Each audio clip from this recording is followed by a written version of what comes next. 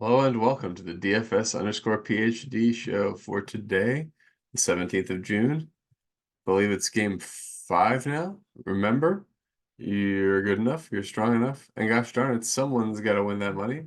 Might as well be us. And congratulations to Stay Odd. This guy has been rolling 1020 design, I guess, on DraftKings, but he's been posting projections in the WNBA Discord. And they're not bad projections. He's got 4 days in the cash now in a row. And yeah, some pretty solid calls there. So pump you for free. As always, we are sponsored by PredictionStrike. You can use promo code PhD for their best deposit match bonus. It's a solid weekend there. I still think they haven't posted the Manus price update post winning. I don't know exactly how that works. Seems like it's not exactly. I mean, like obviously it's not a dual arbitrage market or whatever the standard clearing market is. They wouldn't have that much volume. Also, we'll be back on Tuesday talking about the underdog WNBA slate because a $5 3K to first competition is just dope. It's very cool. Okay, so now on to today's NBA slate where, I mean, like, let's just make it what it is. It's a Maxi Kleber appreciation show. So let's have a look at it, and here it is. Did you catch it? Maxi Kleber, 1 for 1 for threes. Also, Dante Exum, 2 for 4.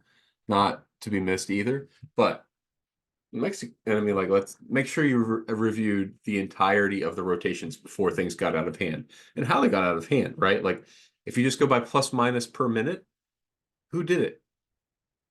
Who won the game for the Mavs? And I'll give you a hint.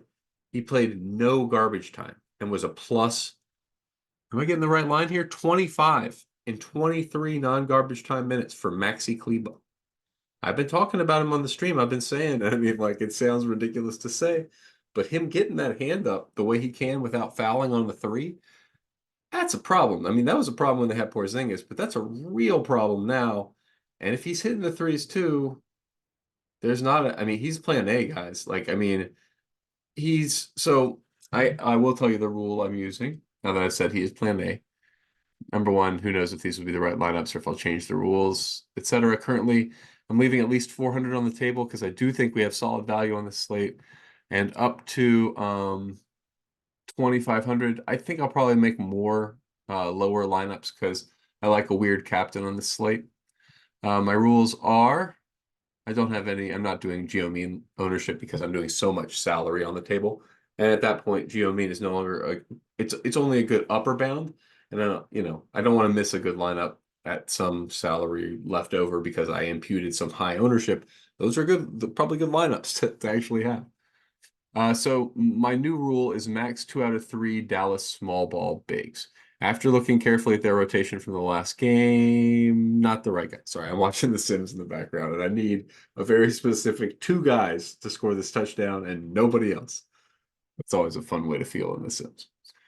Okay, but the current rotations, I feel like maximum 2 out of 3 of PJ Washington, Maxi Kleber, or Derek Lively will hit.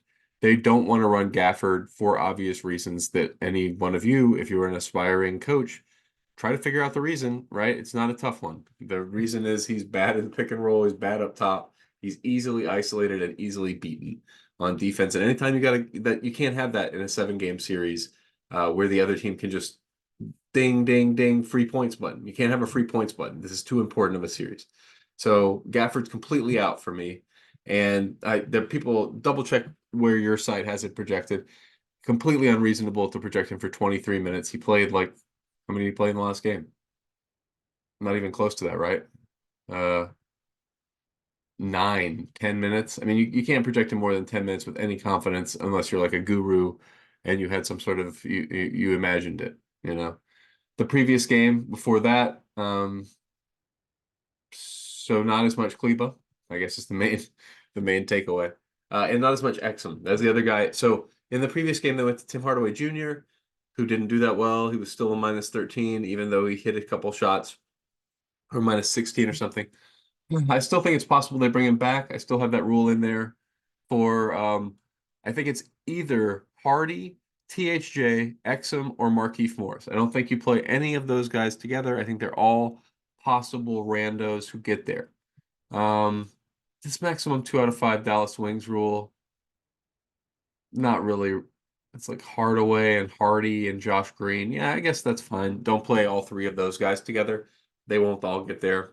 Hardy, Hardaway, and or sorry, Hardy, Josh Green, and Kleber are the three relevant guys. No, Hardaway's is he? I think I have like a trace of him.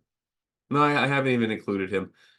He wasn't confidently in the rotations, and like 16% is projected ownership, and like he's not the min price anymore. He's not even he's not even a great value if he does play, even if he hits a couple threes. So that's where we're at on Tim Hardaway after a long time of telling you to he might play, and then he plays, and now he didn't play, and that's worrisome to me because yeah, that's kind of what the numbers indicated too is don't play him. And so I think it's going to be they have to get down early, and it's like last chance express. I mean, you see there what 6-7 point dogs. I don't think they're going to push Porzingis. I don't think Porzingis is obviously the guy who released the information, right? Like, do we have to pretend it's somebody else? So he leaked all those words about whatever tendon it is, so it matters to him. That's all I'm saying. So, he's not going to play, and we can just plan for whatever random other stuff. Which this is all fine. I'm not gonna lower my amounts of any of these guys. I'm surprised we're not getting to more Kleber. I have him as the best value on the slate by a bunch. Fair amount of Exum. Yeah. These all okay. What I got like captain 90% one of them. 24%. Yeah, okay. That's a lot, but I think Kleber is the obvious best play on the slate. And the fact that he's 0.3%, it's just gonna be a call like that. Like I don't understand what are y'all watching? Like what how? Why would it not be the guy who had the biggest plus minus in only the non-garbage time minutes of the game that they won? Like, why is the ownership has to be wrong, right? Anyway, if the ownership's not wrong, easiest call ever, and money, like so. Yes, that is. I am putting slightly more money on the table. It's better slate tomorrow. I like that 25K to first competition. I don't really love it being 150 max, but whatever. I'd rather do that than push on the $4 price point. So we'll see what random amount of lineups I actually run with tomorrow. But this seems like a great way to get there for exposure. I like Tillman, also at completely 0% ownership. Shouldn't be 0% ownership. He was playing minutes. He got in foul trouble, right? I mean, like he was out there enough to one foul. No, okay, not quite in foul trouble, but he's not. He didn't play in the second half, which I guess is not great.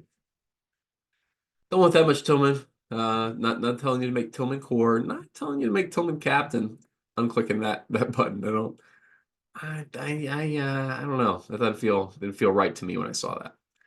I do like this. I do like a significant amount of Kleber and Dante Exum captain. Those are guys who they went to and it paid off. And for reasons that are completely like yeah, Dubes with a ton. Let's get one more. I need one more touchdown to Dubes or Musgraves, and I can take Berm down. All right, got a classic battle of the Madden Sims. All right. Doo-doo-doo. Yeah. Oh, did I change anything else? Let me tell you projection changes here at the bottom. No Gafford, but I didn't set it an absolute zero. I just set him to, yeah, a reasonable number of minutes, and it made him zero. That's too much Tillman. The field is at like 19% too. I don't love the field being 19% Tillman. What I think there's like a 15% chance they go back to him. I'll stay 15%. Tillman. In the captain spot, anybody popping too high. 24% Tatum's a lot, but he's probably the optimal. I mean him or Luca. So I don't know. Yeah, a 20% cap on him maybe. Still, I don't want to really super favor Tatum. I don't think he's gonna go off or whatever. Yeah, I'd rather have a smidge of a bunch of other guys. That's fine. PJ Washington, I've been toying with raising. They've already projecting him for a reasonable number of minutes though. So I just changed. Yeah, I couldn't do anything with him besides play a fair amount of him. I mean, here I am going super heavy in the flex. Yeah, 39.50 is a bit high for his projection. He got in foul trouble in the last game, so I don't know. What 2 games ago? What did we have for him? He was still going nuts, right? Yeah. And 38.8 in that game. So it's not out of the range of outcomes, but 52 plus 2, yeah, 54%. It's about the right amount of PJ and mostly a utility player. Yeah, not a captain. Captain should be the guy who scores more points. So or is a much bigger value, and he's neither one of those guys in the slate. But I'm watching too much Sims, guys. I gotta let you go and say you're good enough, you're strong enough, and gosh darn it, someone's got to win that money. And who knows which one of us playing Maxi Kleber tomorrow it will be. But Kleber tomorrow might as well be us.